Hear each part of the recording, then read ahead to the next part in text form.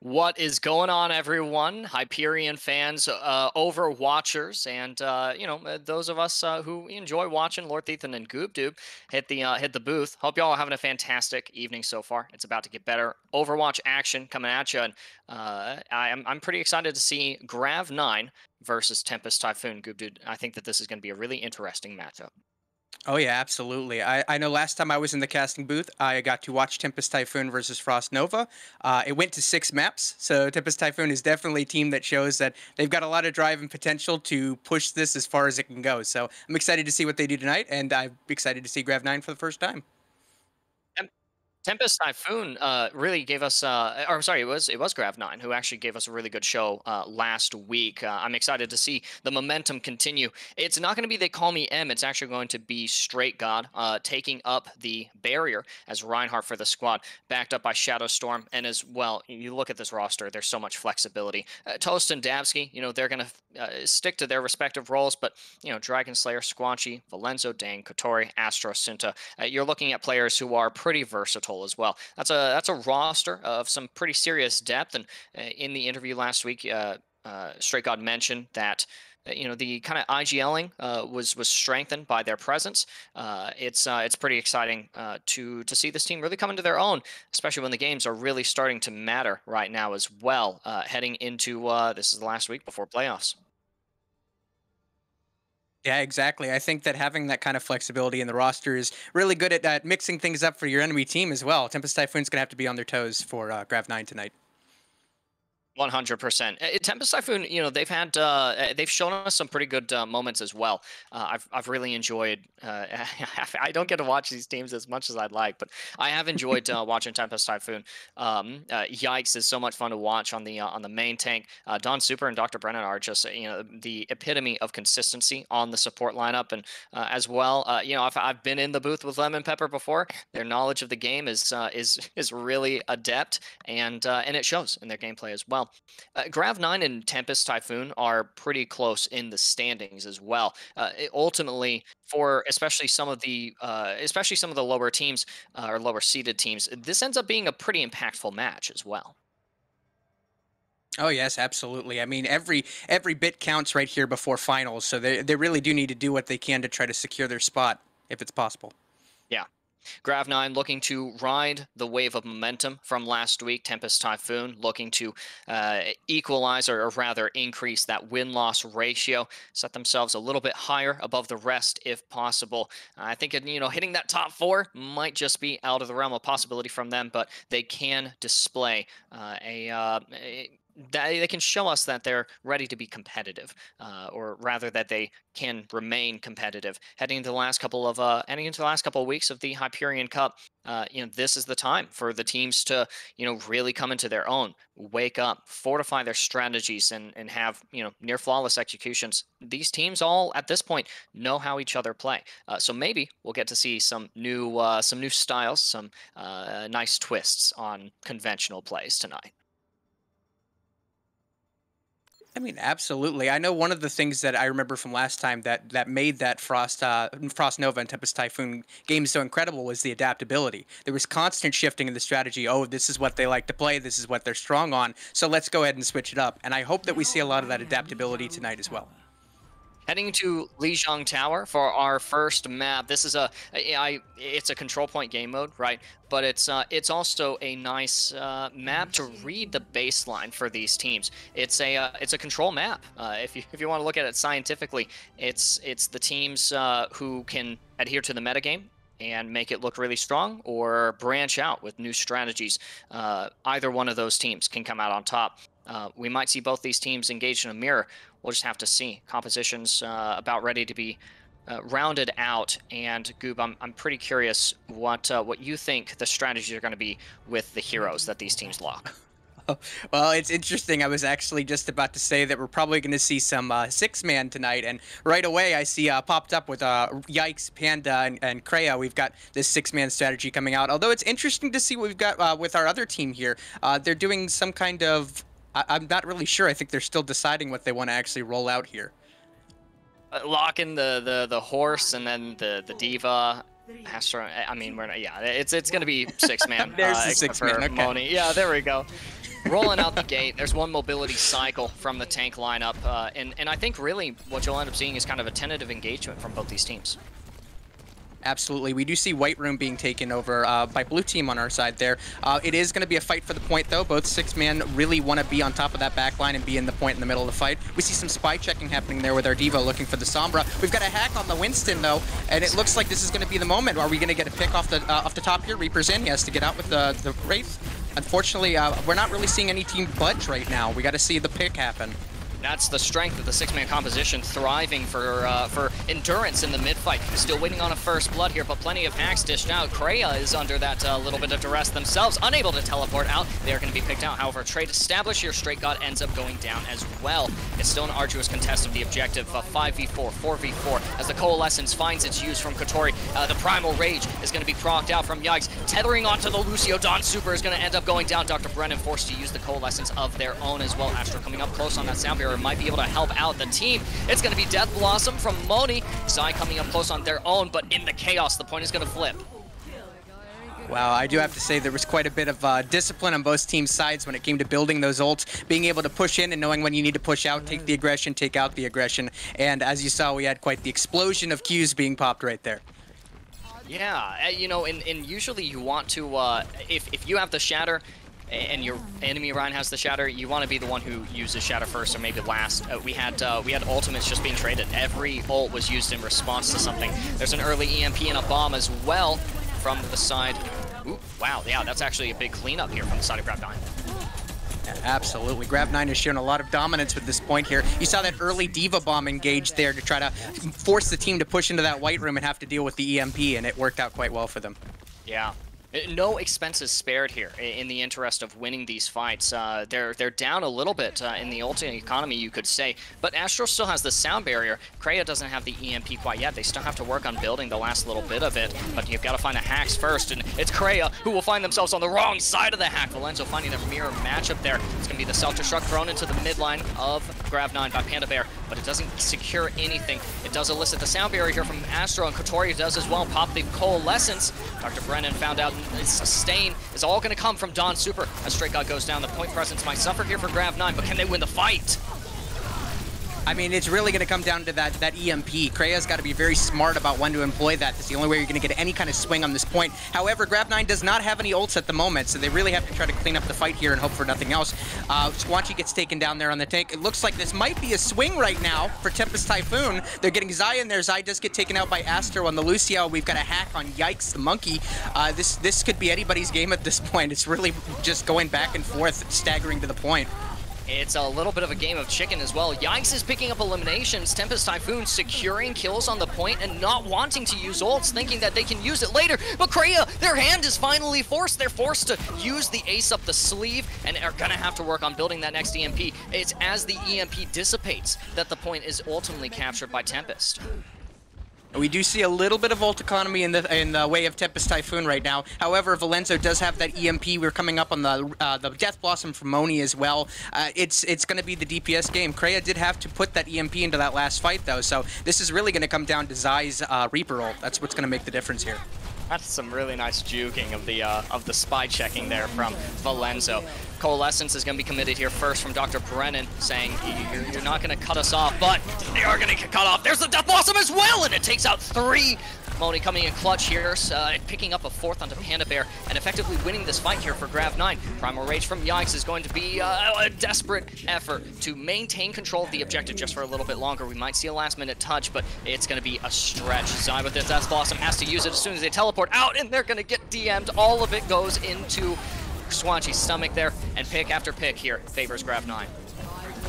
Yeah, certainly. It looks like this is likely going to be Grav-9's point. We've got Kotori with the Coalescence here on point, just cleaning up the rest of who's left behind, Baby Diva and the Monkey. It's enough. I mean, I have to say Grav-9 was really well paced in this entire fight. They knew how to cycle through their ults effectively, and it gave them the point for pretty much the whole match. Grav-9 with a strong start here to control, but you know, on a composition that I feel like is, you know, not to say that it's easy to run, but you know, it's definitely a little easier to navigate than say a more disruption-oriented composition. And in the mirror matchup, it almost plays out like a GOATS comp, where it's just run in, use all of our cooldowns, and see who wins in the end. You called it though, Goob. It was discipline from both sides. Ultimately though, from Grav-9, that really makes themselves, makes the squad as a whole stand out here in that first round. Going on a very similar look here, but it's all rush. Yeah, for sure. I do enjoy seeing the Rhine versus Rhine, so I'm going to be taking a special pleasure in this match here. We've got our teleporter going up to the point, though, both sides taking it. I do see a pin come out from Yikes, doesn't catch anybody, unfortunately. And we've got the swing right here. It comes down to the Symmetra, honestly, at this point. Building that beam is deadly. Although Kreia does take out Valenzo right there with the punch. This Doomfist pick was really useful for our fight here, but it looks like we've got Tempest Typhoon is going to take this point here. That decisive pick from the Doomfist right there. No surprise to see Kreia on the fist. And isn't going to get super greedy for that last pick on the Katoria as well, who's getting close to that Amp Matrix. But Dr. Brennan is in a really good spot as well, getting close to one of their own and in control of the objective currently. Absolutely. Now we're looking at ults that are coming up. We've got a window coming from both sides here soon. Straight God does have the shatter before Yikes is going to, though. That's going to be a very interesting engage there. We've got a window being put in from Grav-9 right now. It's enough to try to go out. We've got to go to the left side of point there. And there's the shatter right there from Straight God, being able to take and knock them down to the ground. But it looks like that Immort that was thrown out by the Baptiste was pretty useful in that moment. We've got the Sim Wall being engaged in this fight here. We've got a Meteor Strike coming in. I mean, this is just left and right. Kreia just jumping all over them. But Moni is returning the favor as well. This Doomfist v Doomfist fight at this point. Kreia is ultimately able to find out that matchup, and the sound barrier ended up being dropped from Dawn Super as well. It's only going to be tank ultimates remaining here. Tempest Typhoon really fighting hard for that point and getting rewarded for it as well. For sure. We see Tempest Typhoon seems to be, you know, not to say that they weren't comfortable on 6-man, but they've got their control, they've got their footing here on this point. And we might see the reverse of what we saw last time, them just holding the point as is. However, we do have some ults coming in. We've got the sound barrier coming in from Grav-9. We've got a bomb from Squanchy that could go in here. Teleport is in, throwing some... There's the shatter, misses, unfortunately. It looks like the bomb is going into the back. It does take out the Immo, but we've got quite the push here. Oh, looks like it did take out the Baptiste as well and knocked him off the edge. Poor Dr. Brennan goes flying at the self-destruct, and that's going to be a flip of the objective here as well for Grav-9. But there, Tempest Typhoon isn't quite out of it yet. A teleport is able to bring Yikes back into the fray. They're able to free swing on the objective, but find themselves surrounded by Grav-9. Moni picking out that final blow, but someone on Grav-9 has to deal with that teleport. With the teleport up, eliminations become insignificant. There's a self-destruct as well thrown onto the into the air above the objective. Panda Bear really only creating space with it, but the point flips once again here for Tempest. Absolutely. Although we do have to look at our ult economy here for Grav-9. They've got quite a lot. They go in with the Sim Wall as well here. Got a shatter coming up there. The shatter does end up hitting the team. Unfortunately, it doesn't get any kind of fall. Well, we do get Dawn Super gets a boop there along with the. Oh my gosh! Another shatter coming from the other side. I mean, this is just messy. It's back and forth. I love it. That was amazing. Valenzo sets up the teleport, and Stray God navigates through it to find a shatter on the other side. But there's a photon barrier. The Amp Matrix is basically nullified here, and the forces for Grav-9 are suffering as Kreia picks up quite a few final blows here in this last fight. Moni saying, you're not the only Doomfist in this lobby, Kreia. Ultimately, it might still not be enough with Zai oppressive, dishing out oppressive levels of damage. Wow. It's all Tempest here in this round. Absolutely. I have to give a huge shout out to both Doomfists. Both Moni and Kreia were very much in their element being on the Doomfist, getting those picks, especially getting onto that backline, those squishies like the Lucio and the Symmetra. It definitely paid off in many fights for each of them. Yeah, it's fun to see these main tank battles though too. Part of it is the Doomfist matchup for you, but you know, it's for Stray God, who just looked so good last week, to see them incur a little bit of adversity in Yikes. That's still a little refreshing to me. Absolutely. As I said, I do love the Rhine v Rhine. It looks like I'm going to be treated to that again on this map here. We are running the Junkrat from both sides, though. They're looking for that spam to control White Room, so I am interested to see how this is going to play out. It's interesting pathing here, but it does allow Tempest Typhoon to control most of this space right here. Turrets quickly dispatched that Zai had set up. Valenzo quick on the uptake, making sure that there's not too much damage going into Stray God. Ultimately, it's not going to be enough. Stray God still goes critically low, forces out the Immortality Field from Kotori, but a trap from Kreia is going to help to eliminate Squanchy. Just like that, Kreia has swung this fight, rather secured this fight for Tempest Typhoon. I'm not sure about you, but my heart went into my throat there when Zai was literally 1 HP in the middle of that fight. That was impressive to be able to back out and stay in it. Yeah. It's not a sustain as well, but it's just what you get when you're running the Baptiste and the Lucio. Speaking of, Ant Matrices coming up. Watch out for the Fire Strike. Playing in the Mirror Dimension is a scary thing, but the Photon Barrier makes it a little less daunting here for the defense. Tempest Typhoon staying strong in this fight. Might have to commit more resources to actually win it, though. There's the Immortality Field. The Tire committed from Moni. It isn't going to find anything quite yet. Oh, it detonates, but it doesn't secure eliminations. Meanwhile, Straight God has been eliminated from the fight. There's the Shatter. No shield to stop Yikes from going full pell-mell into the midline of Grav-9. But it's still not going to reward them with a full team fight win. We've still got Grav-9 fighting really hard for this. Yeah, absolutely. I mean, Grav-9 is not taking this laying down. That beat was essential when it came to that Shatter there. We've got a window being invested from Grav-9. I do see Straight God looking for where to take that Shatter. Strike. He gets an excellent Fire Strike on that Tire there, but he's looking to try to get that backline down. He may not even need the Shatter. We've got a beat drop being invested on the side of it. And there's our Shatter there. Does not catch anybody, though. Yikes is quick on the draw when it comes to that shield, and it looks like Tempest Typhoon might be cleaning up the rest of this fight. Don Super with a timely sound barrier there. And you know, honestly, that's how a lot of these fights on Control Center end up playing out, is you see the photon barrier and the sound barrier from Sim and Lucio respectively applied in defensive measures. And 9 times out of 10, it rewards teams with a team fight win there. Moni's going to have to make something happen with this Rip Tire, but Stray God as well has to be prepared for Yikes Shatter. Yeah, Moni's looking for some kind of sneakiness off to the side here. We can see looking for that Tire from behind to try to catch everybody off. There is a Shatter, though, from Yikes. Yeah. Another massive Shatter. Not his first one in this game, that's for sure. And getting plenty of follow-up from Zai there when it came to that Symmetra Beam. It is forcing Grav-9 to have to go. Oh, we got the tackle there. They're on their back foot when it comes to this fight. Yikes is just absolutely dominant when it comes to this Reinhardt play. Man, free swinging wherever they please. That is not a yikes. That's a yay right there. And Tempest Typhoon is definitely celebrating picking up the first map in this series. That's fantastic. I mean, I have to say, you know, I tried to comment a little bit on each round. I said the Doomfist on map 2, but what I really enjoyed in that last map was the support play. We saw some really well-timed sound barriers that were absolutely fight-saving when it came to parts like that. Moni was doing quite great on the Reaper, as we see from the play of the game here as well, but I have to say, though, those Lucios, those beats, they were perfect. Oh yeah, absolutely. And it's not always, you know, you look at a statistic like sound barriers provided, average per 10, and you want it to be as high as possible. Kind of similar with Brigitte, right? You want that Inspire uptime to read 69% instead of 25%, right? Absolutely. But it's all about the timing, like you mentioned. It's the sound barrier that might not save your Rhine, but compensates for his lack of presence, right? It's the it's the fact that you're able to proc Inspire during team fights that might be short, with long stretches in between where you just don't have to do any healing. The support gameplay is always stellar from both these squads, but man, oh man, did Yikes steal the show with Kreia as well on that first map. Yeah, for sure. I have to agree with that. I mean, like, as I said, I am a fan of the Rhine v Rhine, and I do have to say that as much as I love to see Grav-9's Rhine play, I saw so much come out of Yikes there that just made me smile from ear to ear. Yeah.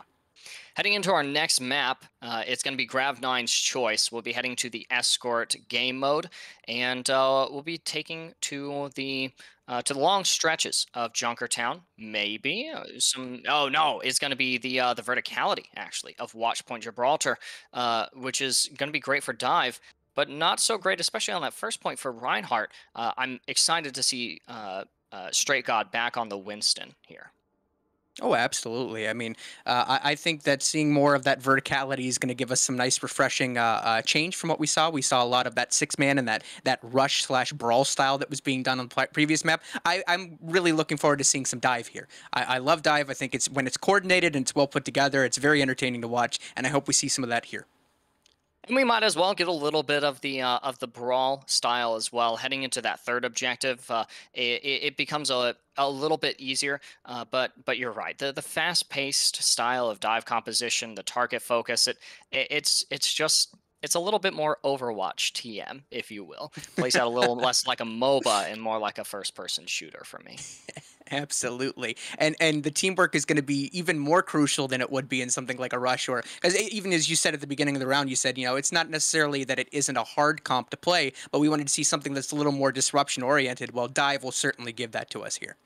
Yeah, absolutely. And the expectations as well from you and me, Goop, they don't really change. A lot is riding on the support gameplay. It's important for supports to have efficacy in the dive composition. And that's not just when the fight is breaking out, that's the setup time as well. That's Brig giving the tanks her biscuits, her armor packs. It's Zen making sure that the Harmony Orb is on the right target. It's maybe it's Lucio with a nice speed amp to either engage or disengage, bail the tanks out of bad situations. So we'll have to see what the strategy looks like, but as well what kinds of adaptations we'll get to see from the support lineup in particular. For sure. This is a good map for Ana, Baptiste, Brig, Zen. I like playing Lucio because there is a lot of verticality. There's a lot of walls to ride, but you don't typically see him played on this map as much as maybe I'd like to see in some gold level games. But if we get to watch some Ana gameplay, that'll be really fun. Oh, absolutely. I'm looking for my sharpshooters and support. Where are you at? Yeah, it's a mechanically demanding role. You think about DPS, you look at heroes like Widowmaker or Hanzo. Oh well, no, that's RNG, not any semblance of skill. Throwing the logs across the map.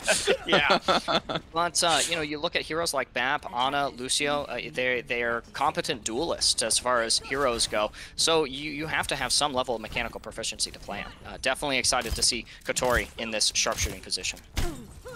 Absolutely. Now, I'm not sure if we're still kind of trying to figure out what we run around here. I am curious to see if we're going to have a Hog Zarya versus Orisa Diva. I mean, I guess I kind of understand the Orisa Diva. It can be pretty useful at soaking up damage, but I guess we're going to find out. There it is. We're going to our double bubble now, as we were actually looking to have. I do like the classic defense composition, the Diva Orisa. Teleport from Valenzo is going to escort Grav-9 onto the high ground. They've been, rather, Tempest Typhoon has opted for the defense first. So this gives them an opportunity to kind of evaluate what the attack or what the strategy is going to look like. Yikes is already being forced back off of this catwalk, however, but Stray God incurs quite a bit of damage in the process of fighting this angle. Generally a little bit of ultimate charge, but you're going to have to be careful. You don't want to lose your tanks early in any of these engagements. It's, again, that tentative engagement here from both sides. Yeah, absolutely. I mean, you see, one of the things that we've got to try to take here is that high ground. You see Straight God trying his best to push in there and try to get some room, but Orisa and Diva are like, we're not budging. Although they do have to drop here. It looks like we've got a bit of a drop, but speaking of the devil, when they're trying to get down for that. We got a nano boost coming in, though, looking for that backline immediately. Straight God is trying to take out the Brigitte, just taking a lot of damage, though, from that Orisa. You can see that that's a lot of peeling that's going on the side of Tempest Typhoon. They definitely were ready for the monkey to come in. Valenzo does get picked off by Panda there, and that gives an opportunity for Grav-9 to be able to push up a little bit here. Yeah, it was a devastating anti-nade from Kotori as well. That elicits the immortality field from Dr. Brennan. Doesn't have that now as another anti-nade connects. Zai has to use the Deadeye to equalize this fight, but it's going to find a nice shot on Astro. Get a second one, maybe a flash fan, if you will, onto Kotori. No, denied the opportunity. Zai's going to be sent back to spawn. Again, competent duelists. That's what you can expect from support players.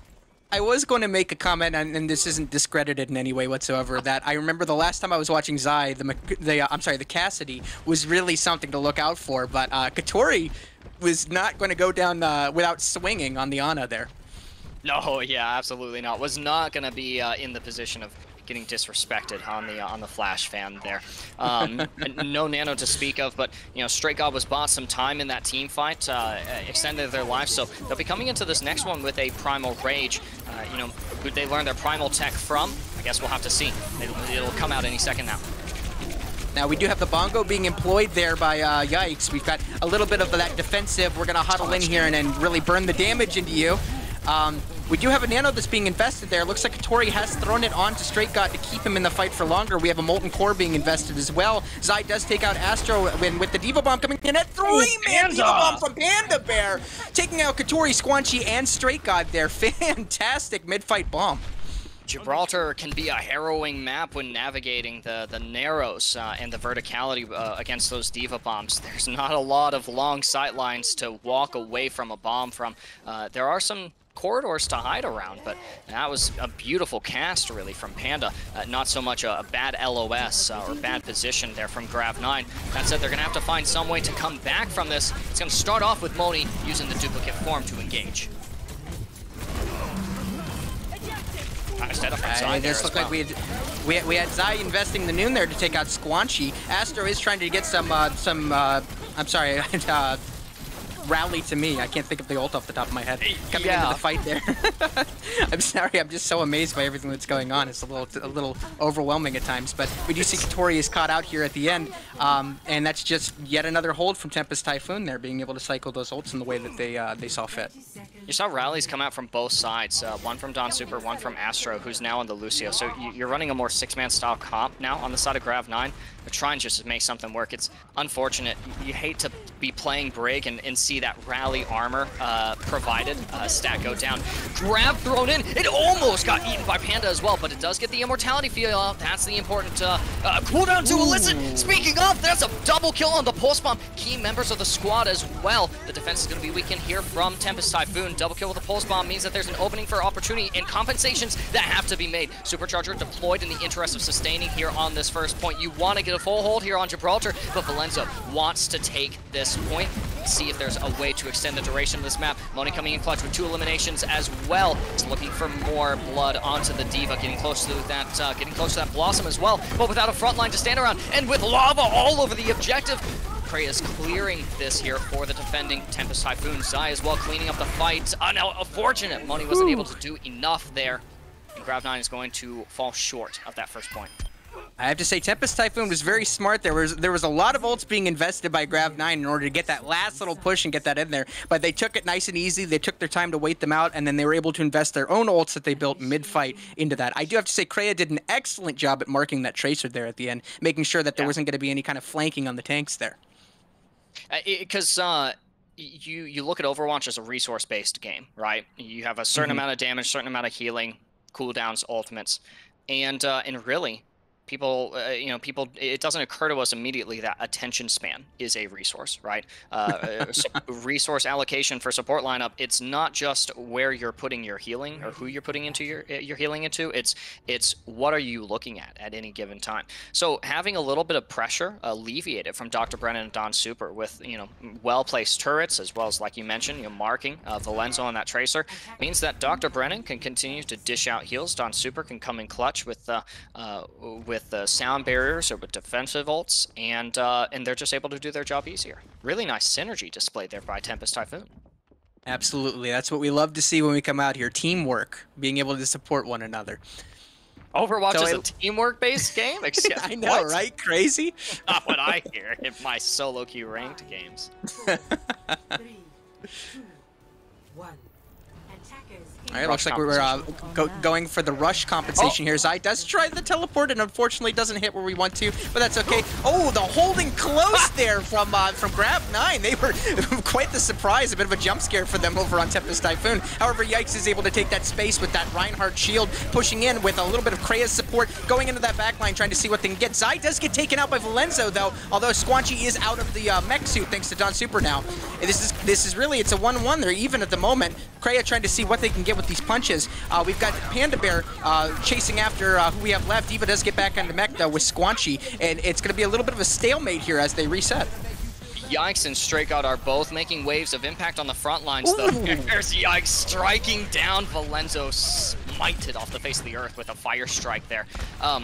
Stray God is close to that Primal Rage, unnervingly so, and Yikes as well is coming into this next fight with the Earth Shatter. Eventually, Money will be able to kill that turret there. The fall-off damage from Reaper just kind of insane. Nice Shatter as well, and the window to amplify the damage. The follow-up there from Tempest Typhoon. They clean up this fight in decisive fashion and are going to award themselves a win here on Gibraltar. Yeah, I have to say, I have to give credit to Grav-9 trying to get that flank strategy there, but it looks like Yikes was ever ready, ever present. We do have a Primal that's coming in here from Straight God, but he's getting burnt down quickly. Although a clutch beat that came in on Straight God, keeping him alive a little bit long, but it's not quite enough. Valenzo does get a teleport out, doesn't quite make it. We need that EMP would have been so crucial in this fight here, but it's all right. We've got a little bit of a hold that's still going on with Squanchy on the point, doing their best to keep this together. There's a last-ditch efforts that are made. Valenzo is armed with the EMP. If they can connect in time, they can nullify the photon barrier. But things are looking grim. Kreia taking space as if they are the main tank. EMP connects, but there's no touch. So unlucky. Valenzo, you know, I don't know them personally, but they must play basketball because the rebound of that translocator was just, it was so perfect. But for Panda Bear, not for them. Absolutely. Yeah, I have to say that it was again, we saw some really interesting adaptability that was thrown out there, but unfortunately, when you've got such a tough full hold to go into, it's really hard to have any kind of footing. So Tempest Typhoon really did have a leg up going into round 2 there. Yeah, absolutely. And didn't we mention that that we were pretty much only going to see Reinhardt as well on Watchpoint Gibraltar? I distinctly recall both of us saying that we were really excited to see Reinhardt played by both teams in both Absolutely. rounds of Gibraltar. That he's very strong on all of the map. And oh yeah, of course. wait, no, I'm sorry. That's just what Yikes has taught me in that particular map so far. Really nice response to that 6-man. All I have to say is if you've got commanding gameplay on Ryan, as we've seen tonight from both Straight God and Yikes, you make sure you make it work. It's going to happen somehow. Yeah. And now Grav-9 is in a position where they have to make something work for them. Down 2-0 in a best-of-5 first-to-3 series. We'll have to see how they will look to rebound themselves from 2 map losses so far. Heading into map 3, it'll be our hybrid game mode, but we'll have to see where we end up going. Maybe Kings Row, maybe somewhere else. But yeah, no, we'll have to see. Hang around. On the other side of a break, we'll have that information revealed to us.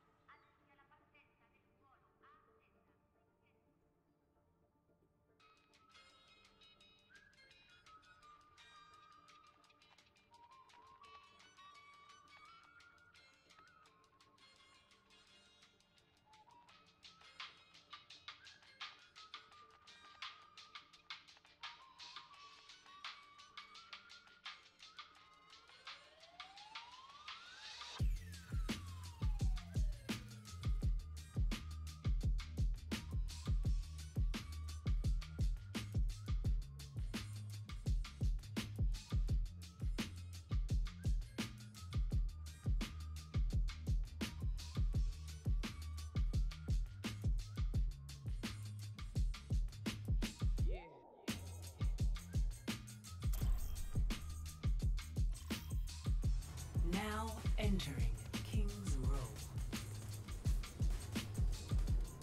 Initiating match.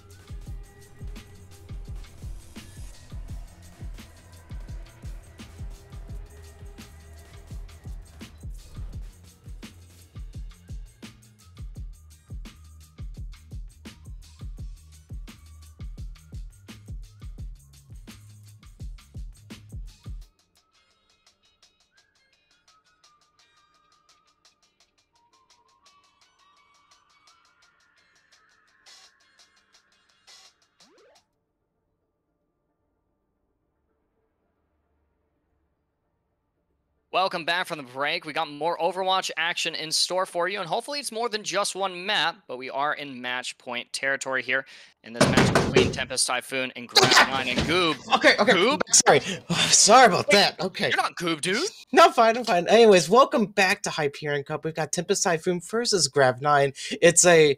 Oh, 2-0. Okay, Tempest Typhoon got 2. Okay, that's great. Nice job. So Tempest Typhoon is up 2-0, and Grav-9 is here as well. So, Ethan, how you doing? Portal, man. No, it's That's good. who you are. It's It's Goob, dude. Well, I am. I'm hurting just a little bit. I just Goob, knocked dude. over all of my You stuff just here. crashed on her. Just- I am. I'm hurting a little bit for Grav-9. A team that performed so spectacularly last week is just suffering a little bit here, heading into well, in the first 2 maps of the series so far.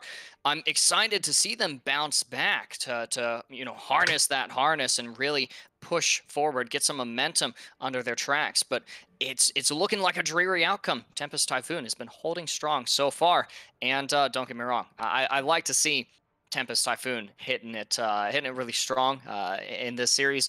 But I definitely want to see a little more resistance from Grav-9.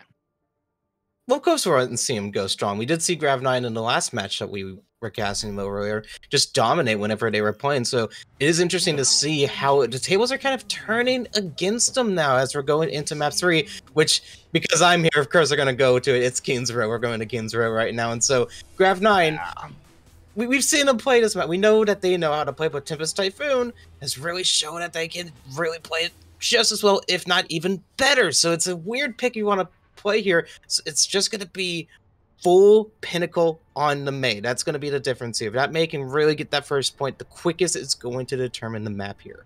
It's one of these 2 teams here, Portal, that are sitting behind their monitors, rubbing their palms together, going, yes, playing right into my schemes. And I don't know which one, because Straight God is currently on the wrecking ball, and we might see them commit to that as well, where I would have expected them to run out with the square man. Yikes is in a great position to be rubbing their palms together, saying this is gonna be a free win for us here. You've got Yikes on the main tank, Cray on the Mei, Dr. Brennan on Baptiste. This is not a look we're unfamiliar with from Tempest Typhoon. Not at all, and I believe this is, the pinnacle comp you want to do if you want to win a map like this.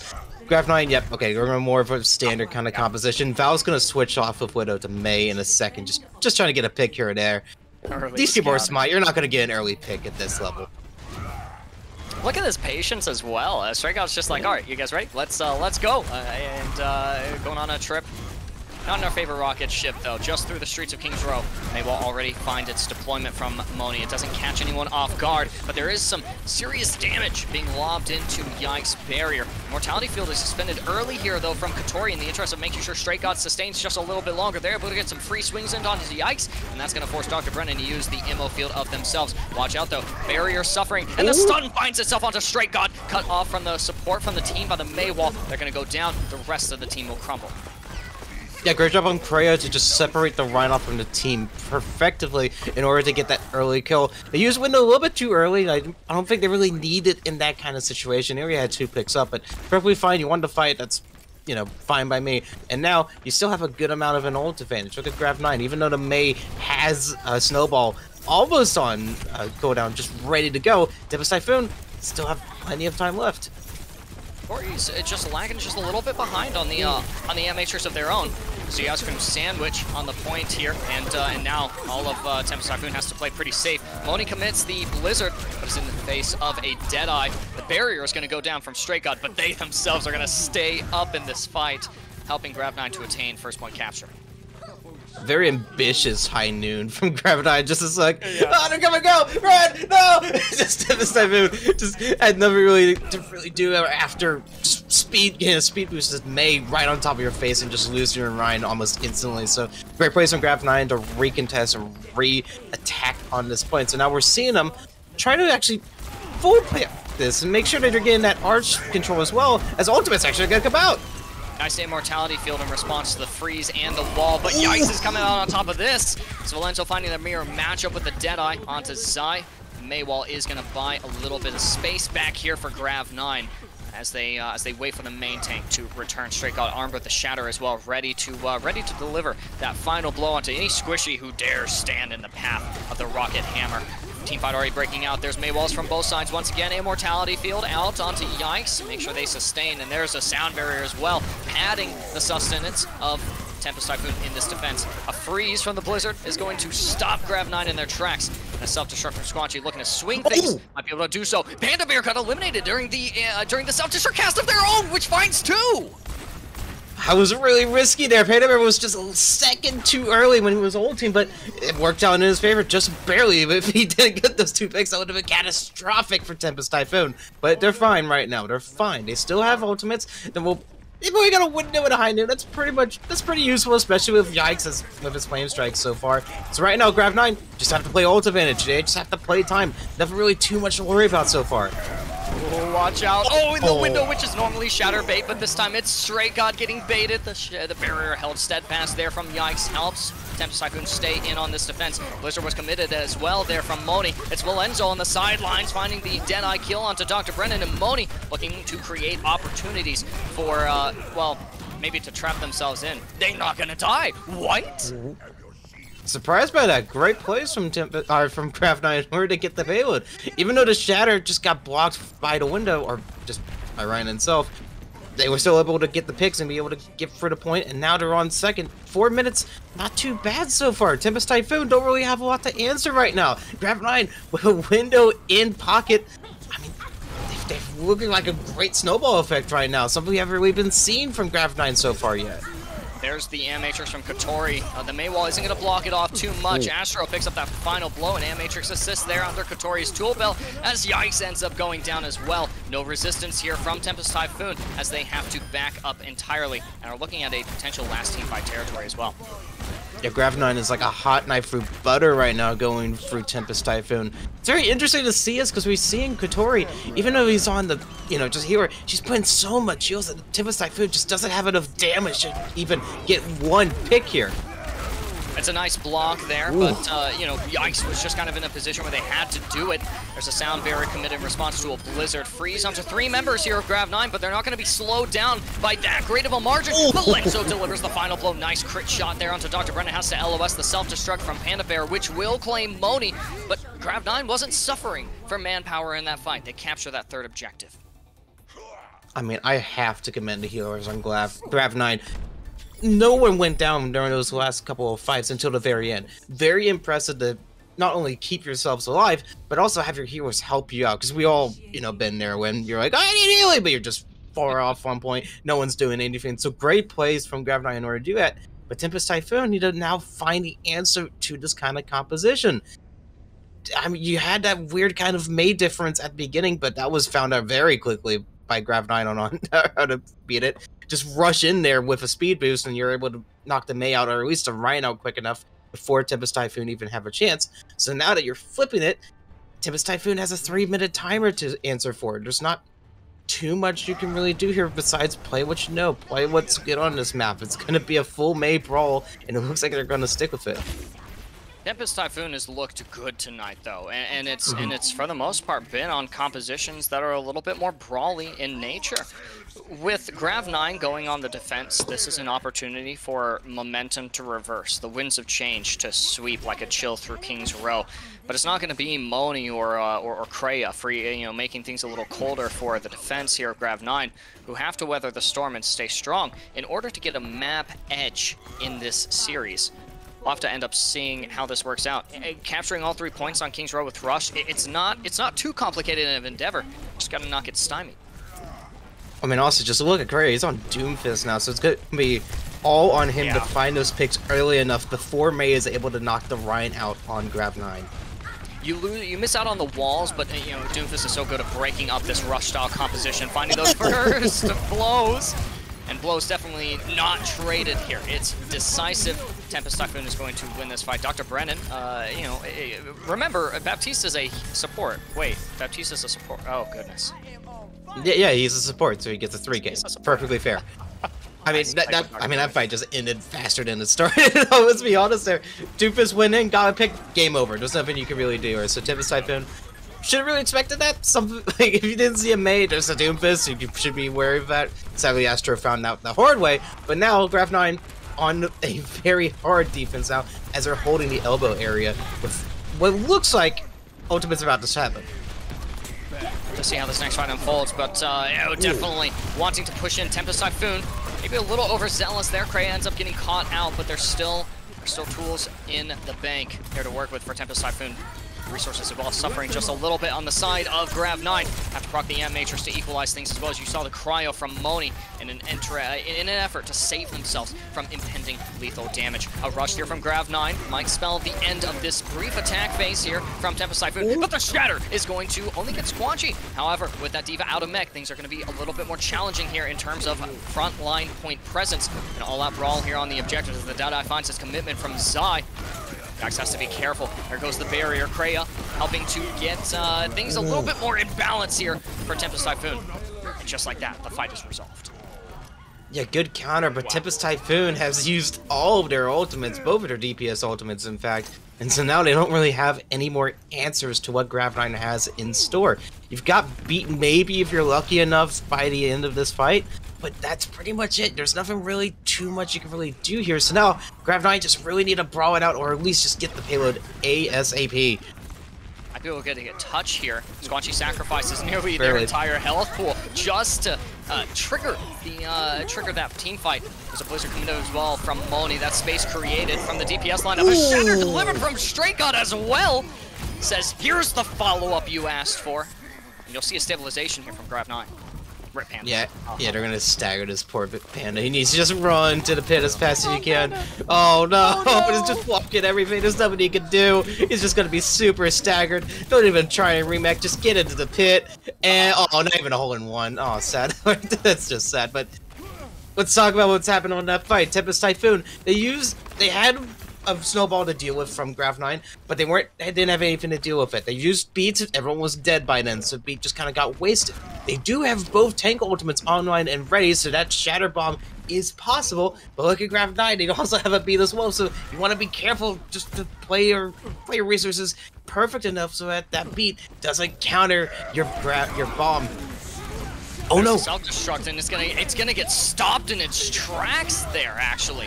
You know, Straight God with the Shatter ultimately ends up blocked on the side of Tempest Typhoon, but it did slow down that self-destruct from Panda, who's just gonna have to run back and reset. That was a quick fight, holy. That was really quick. I mean, they tried a Shatter Bomb. I just don't know where the bomb went. It looked like it hit, maybe it hit the catwalk and just fell right back onto the ground. It's hard to see out of that weird angle, but either way, it works out in Grav-9's favor. They didn't only use one ultimate. They didn't have to really worry about too much. Bomb was used. Doesn't matter. Keep going. All they've got is High Noon, so they have still plenty of resources to win this next fight. Tempest Typhoon only has a window and maybe High Noon if they're lucky. Just wait it out, and then we can engage with the window fire strike. It's going to get mitigated there by Squanchy, but Don Super is able to find Kotori out. That's a critical elimination, and it means that this is a team fight win here for Tempest Typhoon, unless they absolutely drop the ball here. Hard to do so, but Stray God is armed with the Earth Shatter. Might be able to swing things here for Grav-9 as they defend in an attacker's position. They're not going to have the chance to use it. Tempest Typhoon will get that second point capture like they'd like. Yeah, they should be able to get it right here. No staggering, no funny business right now. Tempest Typhoon are now finally getting their second point on King's Row. Grav-9 still have, you know, plenty of time. They're still looking pretty. You know, Tempest Typhoon only has 320, so they're not going to be able to get that time bank at all. But Grav-9, they can full hold it still here. All they have to do is just hold this little elbow area until it's the last fight. So now, Tempest Typhoon, no ultimates. You just have to play it out right now. Oh, Yikes was just not able to live as long as they really needed to. And now the Blizzard is free game here. Don Super ends up eliminated. It's a quick cleanup here from Grav-9, but an important one. They're continually knocking time off the bank, and that is an absolutely brutal stagger there that almost happened on Zai. They were able to get back and spawn at the last second.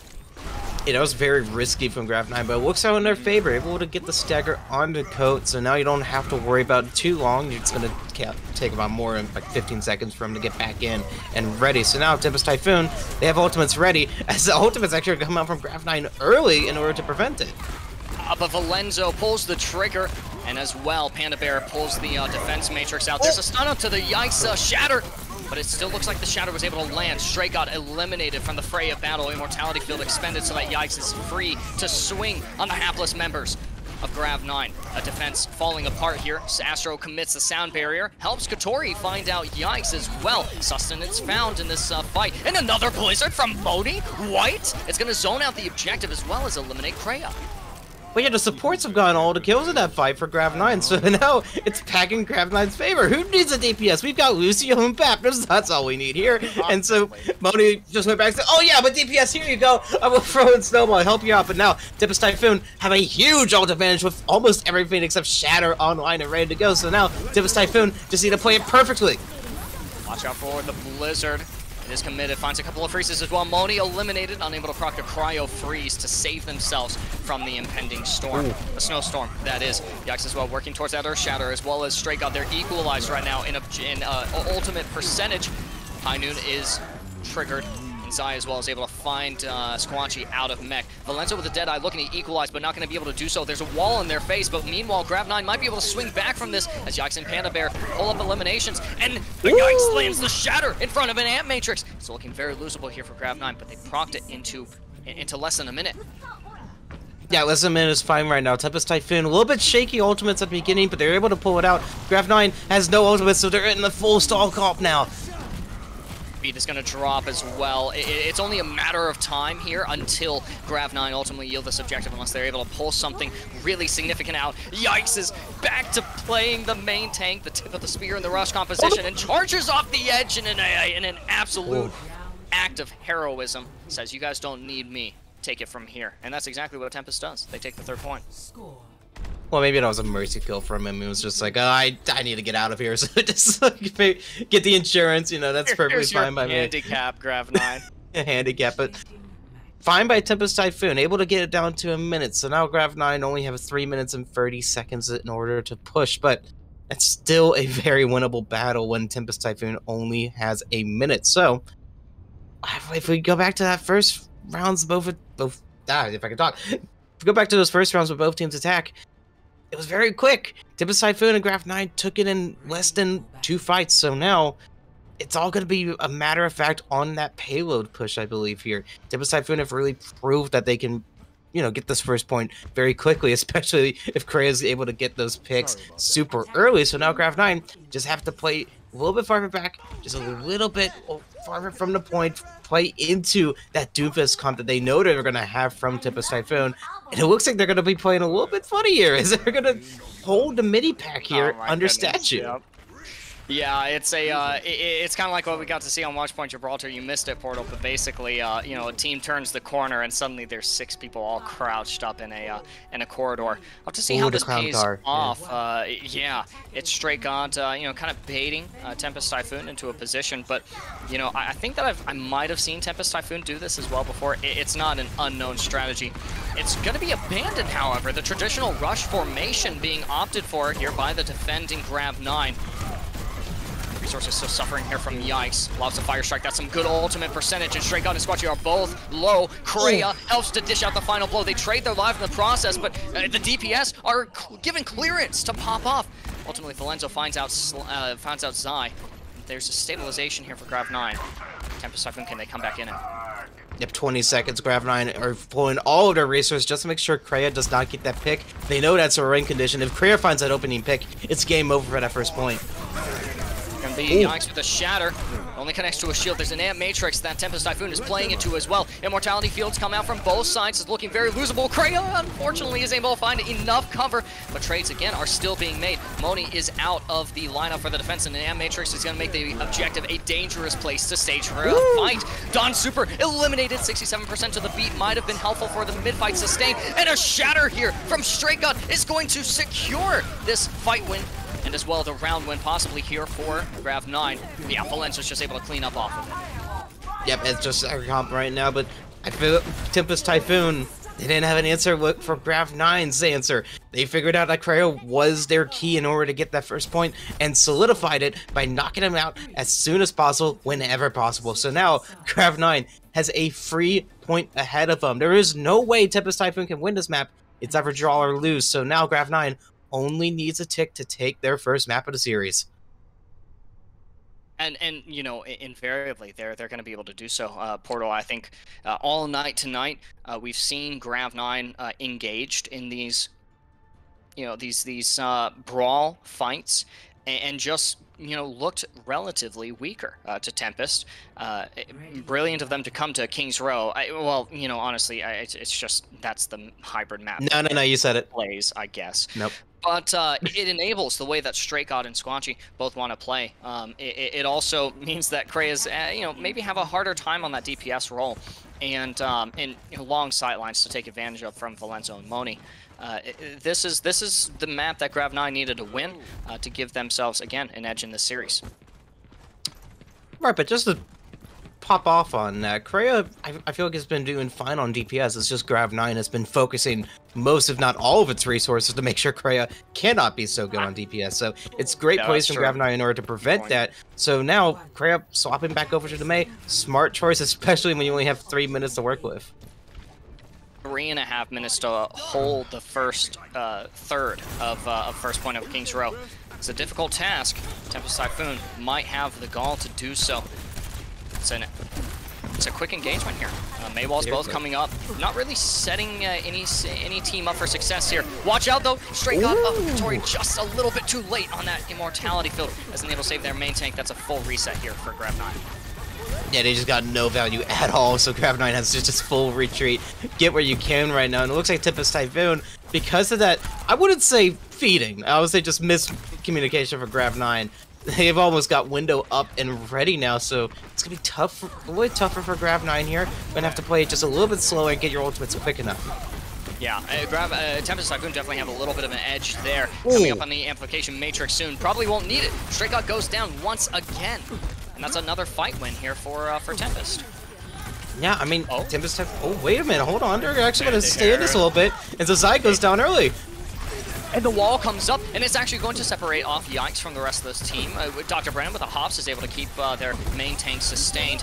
As well, might find use for the amplification matrix here. Deploys it down, and in the presence of Free Squanchy is able to mitigate it. There's Yikes delivering the shatter. And that's a team fight win here for Tempest, holding strong still on this point. And they yielded some objective progress, but didn't give it entirely. Right, but I think this goes in Grav-9's favor right now. Tempest Typhoon used 2 ultimates when Grav-9 didn't use anything at all. And look at their ultimates right now. They've got 3 almost online, including Beat. And that's huge right now in order to deal with Krea. So now, Tempest Typhoon really need to wait for Beat and make sure they can And the bear with the 8! And there's a counter blizzard here from Tempest Typhoon. It stops Grav-9 in their tracks. You do see Valenzo expend the Deadeye as well as Zai. But Zai is the one to find value. Another fight in the books here on the streets of King's Row. The time bank is dwindling. Great play from Panda in order to negate Snowball from Grav-9. So now Tempest Typhoon are looking very pretty now. What was looking like an easy win for Grav-9 is looking like a mountain to get up for Grav-9. So now Tempest Typhoon, they've got Beat ready. They've got plenty of resources in order to keep this going for at least 2 more minutes. Aggro sound barriers, the call to arms here for Tempest Typhoon. Squanchy maybe a little too disengaged to help Moni bail them out of a bad situation. Another shatter from Yikes means that Stray God is going to be under heavy duress, but they're coming up on a shatter of their own. If they can connect it, the rest of the team has to group up and stage a fight near the statue, because that's where Tempest Typhoon wants to play. They're the ones getting to set the pace of the game so far. Stray God forced entirely out of the choke, but again, coming up on a couple of tank ults here. This is all that they need. They just got to take 1 tick. Amplification Matrix is going to deny space on the objective. You need a touch here. Sunny and Yikes. Krea all go down. It's a team fight win here for Grav-9. and an important win on Kings Row, helping them to stay in this series. One fight is all you need. Grav-9 has finally found that on Kings Row. Lucas was a little bit shaky for a minute, but they're able to find it with those early picks, and now Tempest Typhoon falls finally in this series. Grav-9 get their first map 2-1. Really, really important that they're able to do so, but Tempest Typhoon is not going to look any weaker. Panda Bear with the eat on that Blizzard, you know, that's a definite morale boost, but when you've only got a third of the objective to hold, you're still looking at a pretty tall order. I mean, with 3 minutes on the clock, you have to play perfectly in order to solidify just a draw on that point, which sounds like a lot, but it really works in this kind of map because that would take us to eventually map 6. Oh god, but sadly that didn't happen, so we don't have to worry about it too much just yet. So it is now in Tempest Typhoon's favor for map choice. Curious what they're going to pick, but they're up 2-1. They can go wherever they really need to, so we'll see what happens. Well, if any of the members of Tempest Typhoon were watching Hyperion's Checkpoint show earlier this evening, then they'll know where they should be playing. Our options for maps here in the second split includes Horizon Lunar Colony, but Portal Man, we won't be going. Well, no, why would we go into Horizon? No one plays Horizon. We're going to get a Hanamura. You want to see Horizon, but no one's going to pick it. Let's be honest. Come on. It's Horizon. No one was going to do it. Hanamura is where it's at, people, especially 2CP. One of the better 2CP maps, if I had to say so myself. No crappy Temple of Anubis high grounds that are, you know, skyscraper worthy, you know, holds. No stupid, just, oh, hey, we've got these like nice little doors that go up and down, and it's really cool, and it's definitely unique and not on any map whatsoever. It's just, or God forbid, zero gravity. Jesus Christ, but, oh, wait. Oh, wait. Wait, 1 second. Am I getting, are they changing? Okay, I was going to say. They're trolling us in the lobby. We fought for a second, Horizon Ludicari. I would have eaten my hat if that happened. But that's pretty God, funny. no one would willingly play Horizon Lunar Colony. Yeah, thank God. Thank you, Zai. I'm eager to spin the narrative against you and Tempest Typhoon now, dropping the L in the match chat upon the Horizon Lunar Colony bait. Unlucky. Hanamura is going to be the stage for this next fight, and honestly, I think that this puts Grav-9 on the back foot. We've seen before that their brawl potential is really high, that their teamwork has improved over the course of the season, but based on the way that the other maps have played, this is really Tempest Typhoon's map to shine. Oh yeah, it's the perfect pick for Tempest Typhoon when you compare it to just the series alone, I would say. We've seen Grav-9 have struggled a little bit, especially on that little bit of an ending of Kings Row in order to get those kinds of points. So if Tempest Typhoon can play that to their advantage, it's going to be a match game for them. We'll have to see what the strategies look like. Of course, the SimTP strat is bound to come out, whether it's last ditch effort from an attacking team who only has a little bit of time in the bank remaining, or if it's just part of the plan for either of these teams to steamroll both objectives in a timely fashion. Ultimately, Hanamura is one of those maps that it's pretty 50-50. You can come back from a serious time deficit, and as well you can see not 2 CP, but 10 CP as well on this map. Right, but I think that's also 2 CP in general for any map that has that kind of game mode. It's very easy to come back from what looks like a very decimated loss, especially on the first, 3-4 minutes of the game. Just not able to find your footing. You find that one fight, and then you've got point, and then second is just free for the taking. So now it's really difficult to try and put it into words on how they're going to try and play this here. It does look like that, like you said, Ethan, Grav-9 is going to opt for that SimTP kind of composition. So Tempest Typhoon, they know how to deal with this. We've seen them doing in the past, not really in this series, but just in general. So they know what to do. It's just, can they show it here tonight? Grav-9, ooh, it's risky seeing Prey on May. Ooh. I mean, 6-man on defense of Yeah. Hanamura. I've seen it on attack before, and this is actually a pretty popular attacking and defensive strategy on Volskaya. I can't say I've ever seen it here. I've seen it a couple times here and there. I don't think in Hyperion per se, but I'm not too surprised here. It's been working here and there, especially at this kind of level for Tempest Typhoon, so nothing really too much out of the ordinary, as we're going to see Moni probably getting at least a pick here with, oh, great hack. That's a nice hack on a Yikes, yeah, and it's going to start out the team fight. Valenzo is able to slink back into the shadows, and Yikes unfortunately gets caught out. I think the teleporter was up, and Yikes was like, all right, I'm going in. 6-man in full dive here, totally forces out Tempest Typhoon from the choke, and I mean, hey, if it's working, it's a good thing we're on 6-man.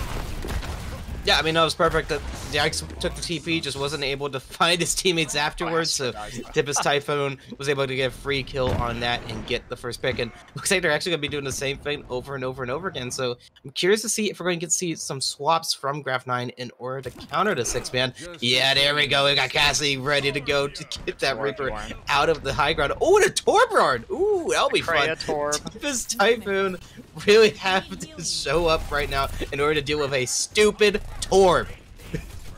Turret's already up in the choke. That's a little bit of pressure damage on the Valenzo, going to make hacking Yikes a little bit more challenging. Yikes is able to still escort the team under the pressure of the hack through this room. And they're going to look to stage a fight here on the high ground, but they are confronted in this tiny space there by Grav-9, who has a mobility cycle to put them back on that high ground. That's exactly what Stray God is going to go for, coming up close on the Primal Rage. Yikes goes for the pin, unfortunately misses. Nice juke of that ability by Stray God. Diving right back out. This cool thing about mobility cycles is you've got another one coming up online here soon. Shatter committed by Yikes, though, eliminates Astro. Astro hasn't been able to play the game. Stray God is going to have to proc the Primal Rage as well as the as the Death Blossom comes out from Moni. Katori picks up that final blow on Yikes with the Coalescence. The defense is looking still strong so far, but things can still go south. Already picks secured here on the side of Tempest Typhoon. You're going to have the defenders coming back eventually, but for now the defense is weak. Yeah, very weak. I'm surprised that Moni was not able to find picks onto Grav-9 with that Death Blossom. I'm assuming the Panda Bear was right on top of him, making sure that Death Blossom wasn't getting any value at all, but that's something you gotta call out for. Valentino should have had that hack onto D.Va a little bit earlier in order to prevent something like that and get the first point. So now, yeah, Tempest Typhoon working pretty fine right now. There's not really too much you have to worry about. Grav-9 has used ultimates, but look at that. They've got almost everything right up and running again. You don't let them play their time. The EMP only connects onto Yikes and Zai, but it's enough for Moni to find the follow-up. Astro did commit the sound barrier. Dawn Super still able to get theirs off as well. Squanchy picking up 2 in this fight. Another secure win here for Grav-9. Yeah, the EMP hit both Ryan and Cassidy, so it was just free games for their ultimates just to get everything in there. And now, look at that, Moni's back up with Death Blossom, so that's great for him. And especially because Coalescence is right behind him, ready for the taking. So, Tempest Typhoon, I mean, are looking pretty good, but Grav-9 should be seeing that this Reaper is always going to be here. I'm surprised they haven't really pressured it enough yet. Moni's just waiting for the deployment of that defense matrix so they can go in with the Death Blossom. Panda Bear is zoned out, and there's the Deadeye, or the Death Blossom in response to the Deadeye gets shut down. Zai cancels the ult just to strike back at Moni, find that final blow. Panda Bear's self-destruct as well as securing eliminations. The attack looking pretty strong here, albeit it's only 30 seconds remaining in the bank. It's going to be a push to storm the objective, start seizing control over the space. They're going to get it as well. Yeah, a little bit of an odd play there in order to Death Blossom against a High Noon. What is going to win out before the other, especially when you have a D.Va DMing it right behind you? So, interesting decision there from Moni. It looks like he was switching off to a Tracer, so fair play, but at the same time, could have waited just a little bit sooner in order to use that and get a little bit more value in order to protect the point, but just doesn't work out. Grav-9 take the first point of the map, and now looking pretty good here. They don't have too many ultimates ready, but they've had plenty of time. We saw it in the first point where they're able to stall out and just get their ultimates ready. So now Tempest Typhoon really need to take the fight to them. That's what they're looking to do. Tempest Typhoon occupying this high ground. Grav-9 still has a couple of resources coming into this defense. Drake off with the Primal Rage. Might be able to equalize things in case something goes south. Yeah, there's Yikes with the Shatter, carving a path for Tempest Typhoon. Astro has, again, not been able to play this game. And with the elimination onto Katori, that's Yikes picking up 4 in this fight, possibly ending it before it has even begun. A quick seizure of the second objective.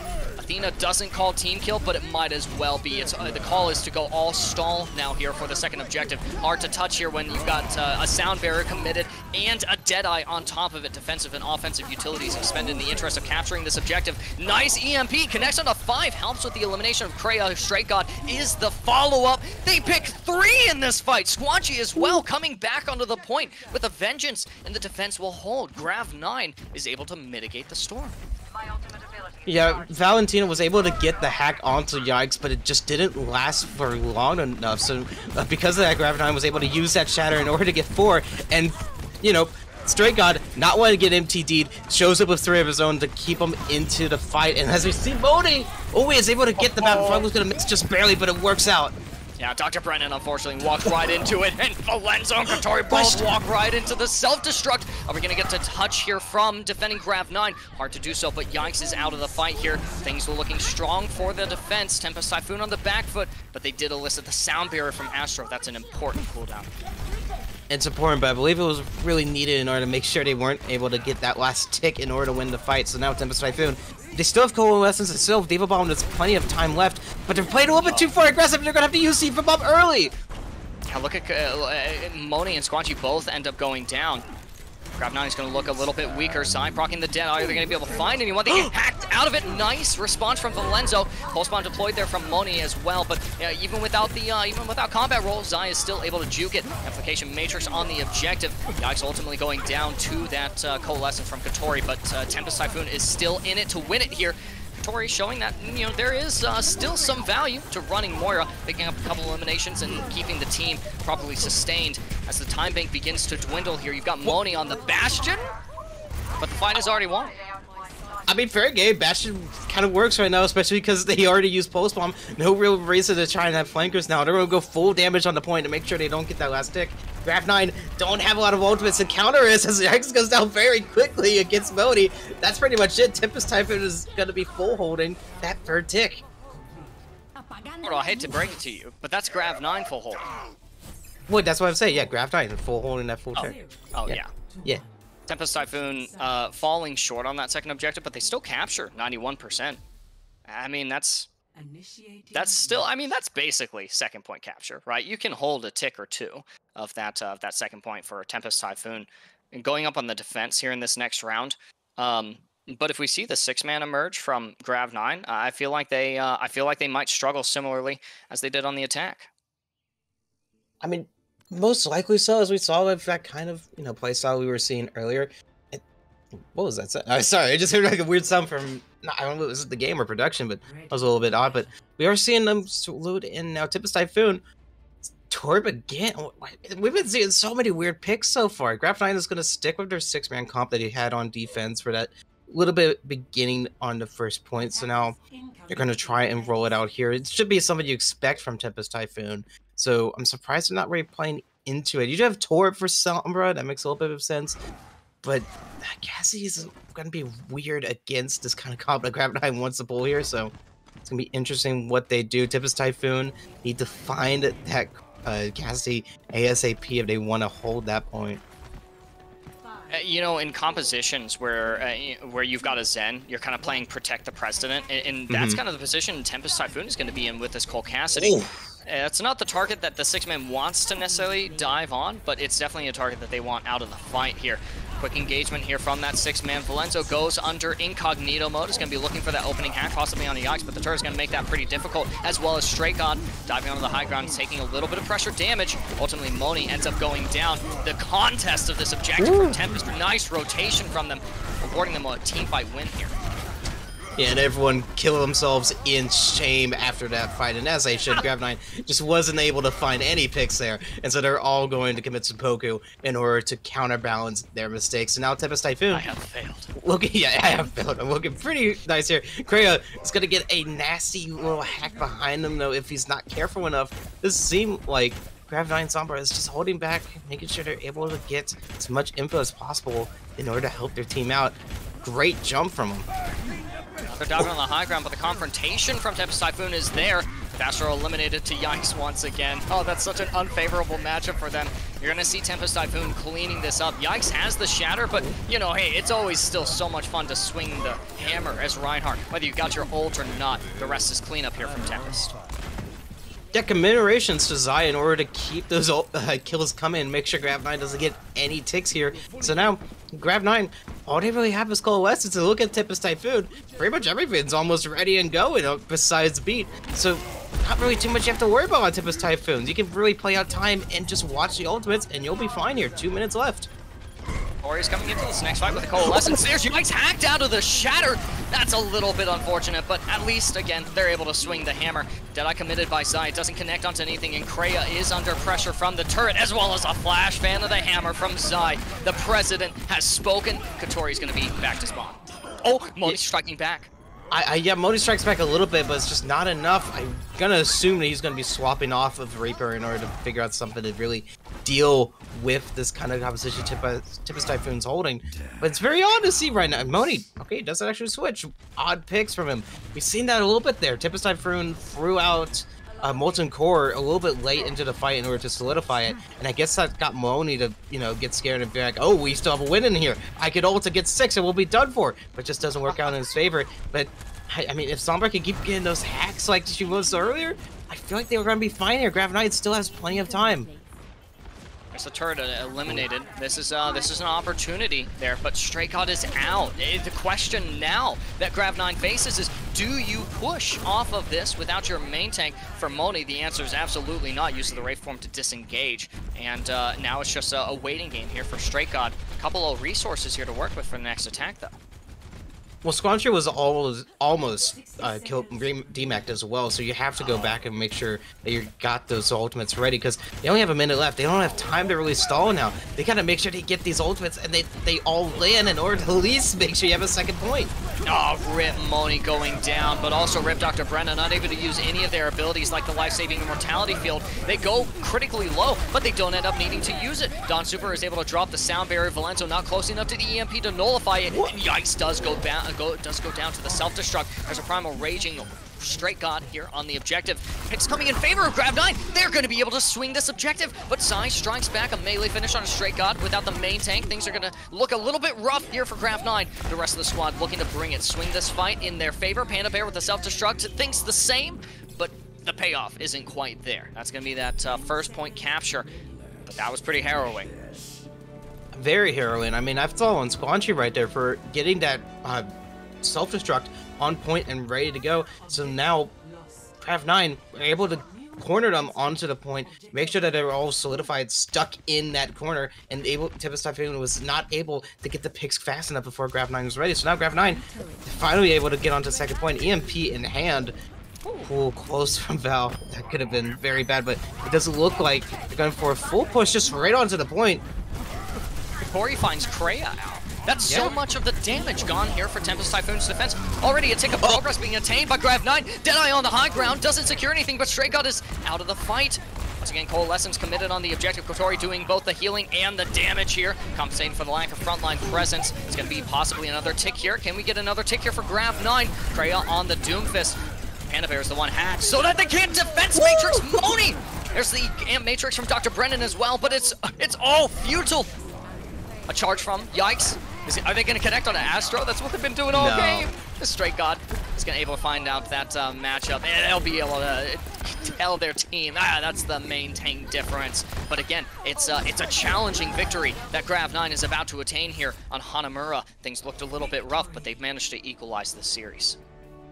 We're going to a map 5. The comeback is real for Grav-9. Going from 2-0 to 2-2, it's still in their favor. Tempest Typhoon will have the map pick, but man, what a great series so far. Grav-9 finally found their footing and able to get something here. The quicksand is no longer there. It's switched over to Tempest Typhoon. Yikes. Oh, man. I will say Tempest Typhoon's main tank has been amazing all series so far from what I've seen. Grav-9, I feel like DPS is just pulling out just a little bit more than what Tempest Typhoon has shown out there. Zai was able to find those picks, especially with that high noon at the end. So sadly, the Tempest Typhoon just wasn't able to find what they needed in order to solidify that point. So now, Grav-9 looking pretty good, 2-2. And coming into a control point map as well, where you are still going to be free to run that 6-man composition. It all rests now on Tempest Typhoon's shoulders to say where they want to stage this next fight. If I'm pulling up the map pool for control point, we can go to any of them. It's Right. so taking Grav-9 to Busan or Ilios might not be the call, because those are good maps for that 6-man that Grav-9 really ran quite well there on Hanamura. Portal, what I'm liking from both these teams is that it's the dedication to strategy. It's Zai on the high ground saying, I trust you guys to be point present so that I can get the Deadeye off on the catwalk. It doesn't work out that way. And for Grav-9 as well, they've incurred similar struggles, saying, we want to make this 6-man composition work. We've rehearsed it, we've refined it, and we're taking it to the stage of the Hyperion Cup. And sometimes it works, sometimes it doesn't. So it's the dedication that I think is really admirable here from both these teams. Yeah, it's amazing plays from both sides. So Grav-9, if they go to Ilios, it's pretty much in Grav-9's favor. So Tempest Typhoon is going to have to go into some sort of nice, simple brawl compositions in order to avoid that 6-man. So we'll see what they pick right after the pick. Stay with us. We're going to map 5.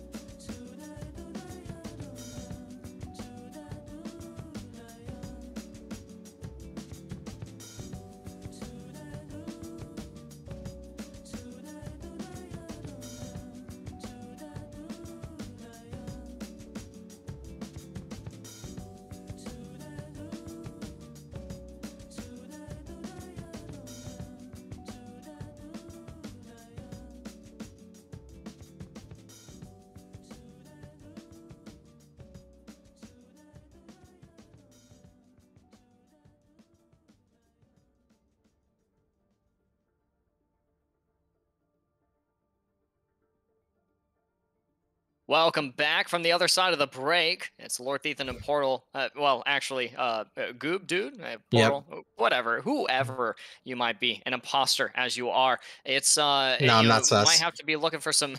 Okay, Portal, man. Might have to be looking for some double agents in either one of these two squads. The series going the distance, which is pretty welcome here on the channel. Very excited to see a game go all the way. At one point, you got to ask, kind of who's not pulling their weight. That's what you'd be saying if this was a solo queue ranked game, but this is organized team play. It's a question of who is popping off, and right now it's everyone on both teams. Right, but it does seem that everyone's popping off at kind of different times. At one moment, it was Tempest Typhoon getting all of those amazing shatters and just great picks from Cassidy. And then it's Grav-9 with the EMPs and the shatters of their own. It just kind of depends on the time and place. So it's just kind of this back and forth tug of war boomerang kind of style that's been going on here. And right now, it seems to be going into Grav-9's favor as they're now tied the series from a 2-0 to a 2-2. It's looking pretty good.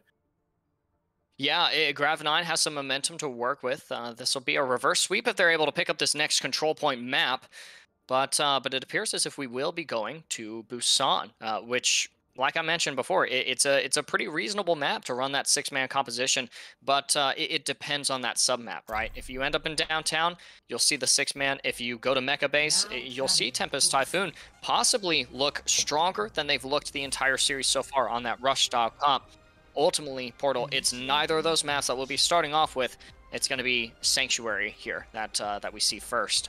And this is actually going to be a pretty important map to win for either team. Right, I believe this is going to be the decider for this map here, especially with you were saying with this kind of six-man composition that Busan has. Even though I do kind of agree with Tempest Typhoon, I don't know where else you would kind of go here in order to prevent Grav-9 from having that sort of six-man composition. So, fine play here, but this is the map that is going to pretty much decide the whole series here. This is the map that doesn't have any of that funny business. It's really difficult to hold a six-man here. Grav-9, there's no way they're running double off tank here. They're going to be switching off soon. There's ain't no even way. looking at these my eyes are no. closed. I've got sticky notes over the team compositions because I am looking at till the gates open up. I've been trolled enough by Protect your virgin eyes tonight.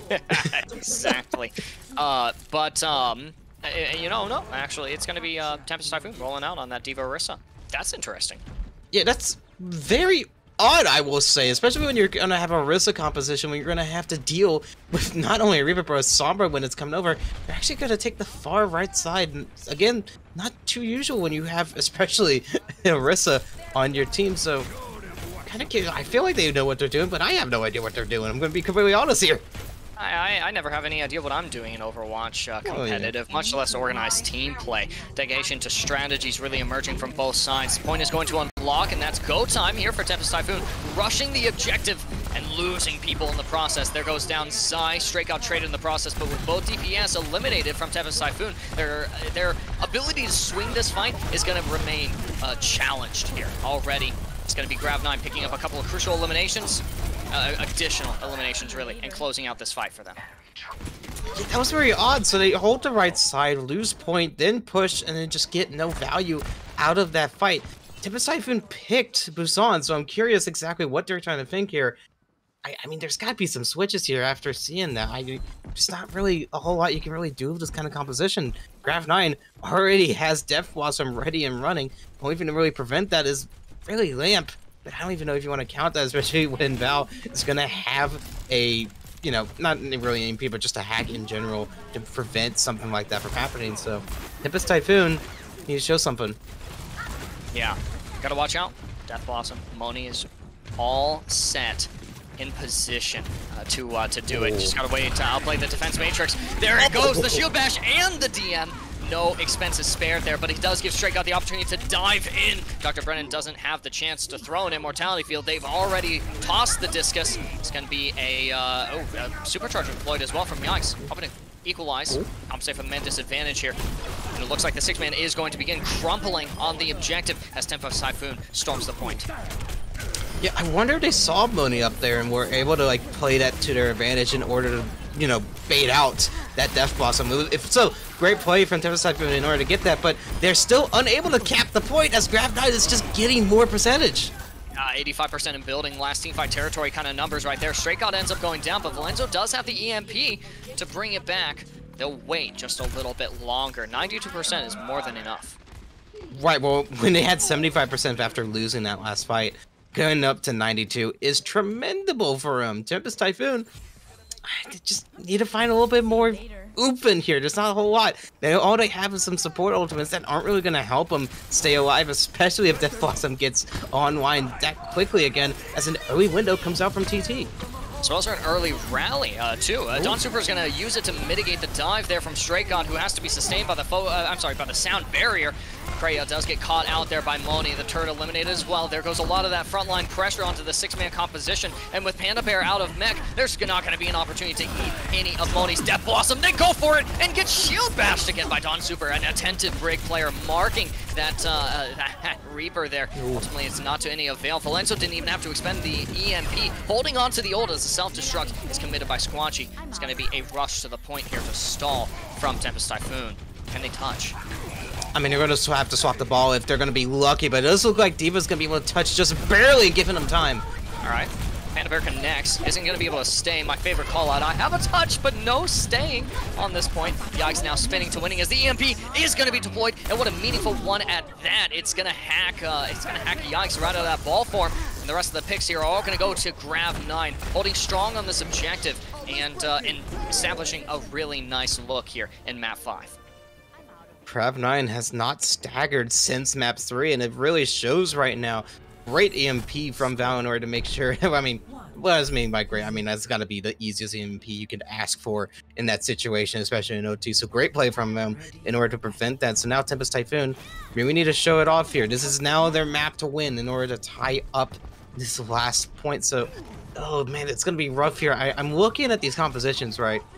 Tempest Typhoon struggled on King's Row when it went to May comps. So whenever you're going in here, of course we're going to see Kreia stick with the Doomfist. That worked a little bit on King's Row, but not enough in order to win the map. So now Tempest Typhoon really need to rely on Kreia in order to find those picks early enough before Grav-9 realizes their win condition on knocking out Kreia. I mean, Kreia's on the Doomfist, though. Ever elusive and hardly going to be slowed down, even with Moni on the Mei. He's going to find some frontline pressure there. Is able to juke out the wall, not cutting off any of the members of Tempest Typhoon to start with. There's Straight God, first blood of the fight, and it's shed by Kreia themselves, leaping over the partition there, and then finding some more targets to punch into. That target was a wall, but I mean, the fight's already been won here by Tempest Typhoon. I mean, it's a big enough target. I think that counts. But yeah, Grav-9. That's what I always shoot at. Right? That's what I'm saying. If I hit the wall, I'm hitting something, you know? It counts. So yeah, Tempest Typhoon is able to find those early picks, and so now Grav-9 doesn't have a lot of ultimates to really work with. He has to wait back a little bit, but Kreia is now popping off a little bit. If you can keep that up, this is Tempest Typhoon's game. Yikes with the stun onto them. It is going to be mitigated. Procs out the immortality field from Dr. Brennan. They're coming up on an amp matrix here as well. Might be helpful if Zai uses the Deadeye here, but it's a tenuous position being maintained here on the corner of this high ground. Shatter committed there by Yikes, but it looks like people might have been knocked into the air by Kreia. Yikes is still able to pick up a couple of final blows. Moni does trade in the process, but again, another fight win here for Tempest Typhoon. Yeah, Yikes got Coat, but it just wasn't enough to solidify. Or no, sorry, it was enough to solidify. Coat without the lamp was unable to help his team out and get out of it, but inadvertently, it looks like it might work in their favor, because look at Grav-9, all ultimates are ready and going, so now they've got a full 6 ultimates just to rush into Tempest Typhoon for. There's the Amp Matrix deployed here for Grav-9. Moni coming up shortly on the Blizzard, and Squanchy just looking for a couple of final blows on the DPS. Kreia is eliminated. There goes Zai as well, and there's the Shatter dished out. But a nice pin from Yikes is going to thwart any follow-up, at least from Straight God, but not from the rest of Grav-9. They're able to clean up this fight. Yep, 3 ultimates, 3 points. That's what do you need in this kind of fight. Tempest Typhoon didn't really throw too much into that fight, so there's nothing really to worry about on their end. It's very winnable still for this kind of composition. They've got Beat almost ready and a Shatter Bomb ready in the wings. So now Grav-9 just need to have the fight happen first. Bring the fight to Tempest Typhoon in order to prevent that push. There's the Deadeye from the high ground onto Valenzo. It is going to claim Zai. Already a man advantage established here for Grav-9, but it's quickly equalized. Kreia finding final blow on Moni. No Blizzard here in the bank for Grav-9. Panda Bear with a self-destruct.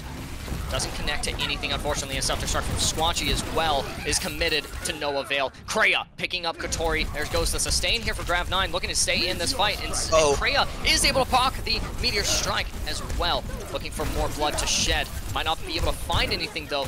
Blizzard from Moni goes unmitigated. Grav-9's looking stronger the longer this fight goes on.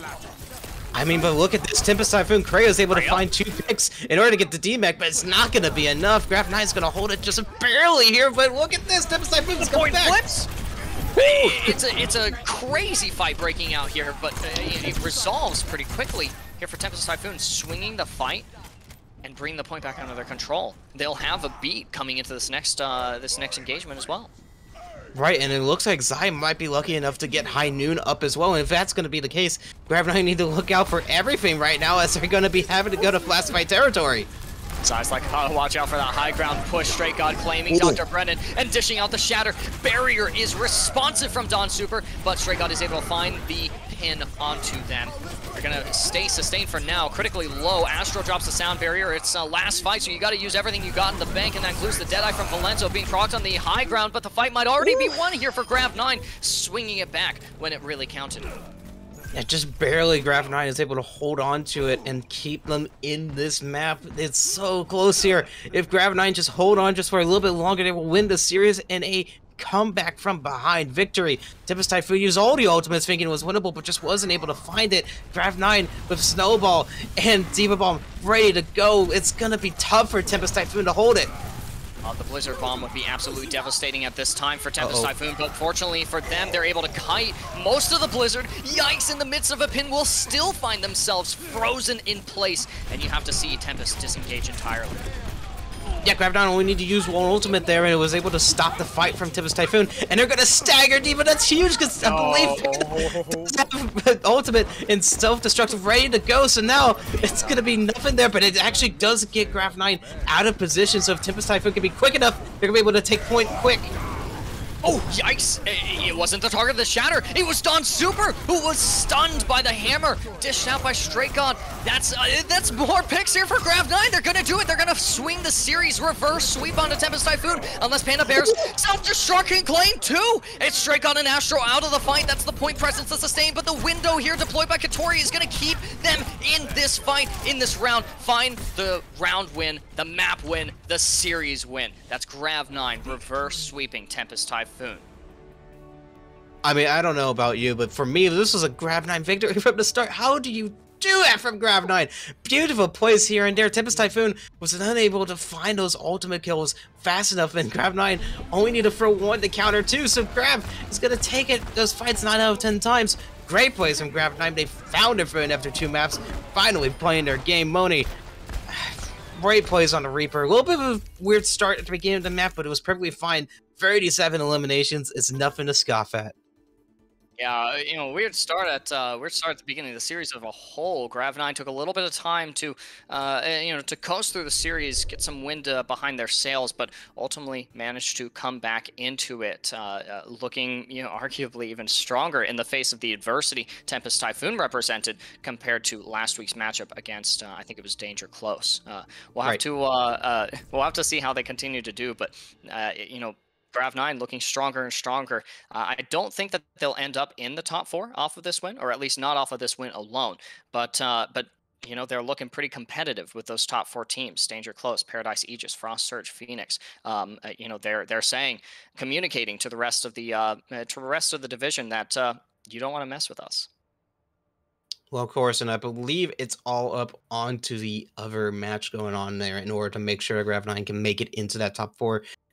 Correct me if I'm wrong, I'm going based on what I can see with the standings, so it'll be interesting to see where that ends up when we go to playoffs very shortly, as we're closing up on an amazing Hyperion tournament so far right now. Not often do you see these tournaments happen where there's so much, I was going to say drama, but what I mean by that is just competitive play in general. Great plays from everyone here, and especially with these kind of series where we're seeing these comebacks like never before. Great play from Grav-9. Hopefully, we might be able to see him in the top 4. Well, we definitely like the competition, and we as well like the drama. Don't go anywhere, because we're going to get a little bit of it from the post-game interview coming right back at you after the break.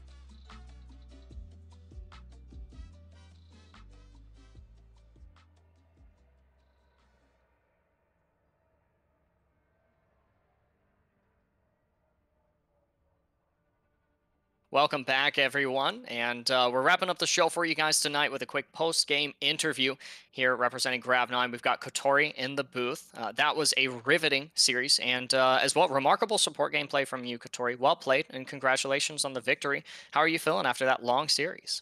I'm not gonna lie right now. I'm still shaking. Yeah. It was a very, very close series. I have to give it to Tempest Typhoon for giving us all they got. Well, that was actually going to be one of my questions. Is I play. I don't get to play in the team setting, unfortunately. I wish that I had, but I've always got choice words for my opponents whenever I'm playing in solo queue ranked. Especially with Crayon the Doomfist as a Zen main. They and I are natural born enemies. But Ooh. it sounds like there's some sportsmanship, camaraderie. Now's your chance if you'd like to say anything to Tempest Typhoon. What would you be telling them? I just want to say a great big job to them. They pushed us to our edges. I am really grateful for the match that we played together, and it was an honor. Well, to the edge you went there, especially with that amazing 3-2 comeback. Amazing play from all sides there, especially for you guys. So I have a question, especially onto King's Row. You were the predominant healer in that situation. You were the reason why Tempest Typhoon was able to get through, especially on that first point, and make sure everything was good. So my question is, what was the comms like in that sort of situation in order to make sure that everyone was grouped up in order for you to get all those heals and make sure that Tempest Typhoon didn't lose a single person in that last point until the very, very end? So mostly, our comms rely on our main tank. He, of course, Stray God allows us to make rotations and all that stuff. I normally, when it comes to me, I'm normally quiet on the side. But all I really say is like, oh, group up together, stay on your Ryan, and then I just pump the heals into the Ryan, and then whoever gets healed gets healed. Wherever my resources end up going, that's where they go. And playing Baptiste, it seems Easy, right? All you got to do is just right click on your tanks there. But there's definitely a lot more to it as well. We got to see a lot of Baptiste gameplay from you this evening. As someone who's learning a lot of Baptiste right now, as the meta stagnates and then evolves and then so on and so forth. What are maybe one or two tips that you'd give to other players who are specializing in that flex support? I'd say that although healing is important, the damage is also important too. Like the because your window is also really important. It could be game changing, so it's good to charge it up really fast, and but also paying attention to your team as well. And yeah, that's pretty much it. Right, Seems. and oh, yep, keep going. Oh no, I was just gonna say yeah, it'll be easier to charge faster for your team, and it could change the outcomes. Yep, sounds good. Well said. So now we're going into playoffs soon, right? So we're looking for those top four teams, and Grav-9 is now in potential for getting one of those last spots just barely. So my question is, which team, assuming that you make it into playoffs, are you ready to face and know that you're going to have a great fight against? I want to say Paradise, because we lost against them before, and I really want to get the revenge. So I think I think that if we keep working our comps and keep working our synergy together, it's gonna be a great game. Yeah, that'll be an exciting series to watch. Paradise is just the previous champs of the Hyperion Right. Invitational. Definitely a good matchup. Tonight was a great show. Before you depart from us this evening, Katori, do you have any shout outs? Anything want to elevate your teammates? Is there a Twitter that we got to follow? What do you want the world to know? First off, I want to thank my sister, Amy, for always supporting me no matter what I did in Overwatch. I also want to thank Grav-9. I also want to thank Grav-9's cheerleader, Jessa. She's always cheering for us no matter win or lose, and I appreciate it a lot. I also want to shout out the Hyperion Open Cup team casters for allowing us to have this great tournament and allowing me the opportunity to give this interview and represent Grav-9. Well, thank you so much, Katori. Those are actually really heartwarming shout outs and definitely lots of appreciation for the work done behind the scenes, not only for us here in Hyperion, but also in the inner workings of Grav-9 and the members who are involved. Thanks so much for the interview, Katori. Go get some well deserved rest. Fantastic match tonight. Thank you so much. Have a good night. That was Katori from Grav-9, concluding a really exciting series. If you came on the back end of it, then make sure you stay tuned. Come and rewatch the VOD. You could see Goob Dude evolve, as well as the teams trend or adapt to each other as the match went on. Portal, that's going to be it that we've got for you guys in the booth, though. Any last words from you, sir? Nothing, except I just can't believe someone would show up midway and expect to know the series. Fair enough. You did pretty good there, Goob, Portal, whoever you are. Impossible. Well, and again, it was an exciting series. There's more Overwatch action to come. We unfortunately weren't able to get the Kaiju Core Clover match covered tonight, but that doesn't mean Hyperion is done. We'll be heading into the playoffs here soon, so make sure you've dropped a follow on the Twitch so you guys stay notified when we go live, as well as follow Hyperion Co. on Twitter. Hit me and Portal up with a couple of follows there on the site as well. You guys can stay up to date with all of our casting gigs. And to you guys who have been watching all evening so far, thank you guys so much. Y'all have a spectacular rest of the evening.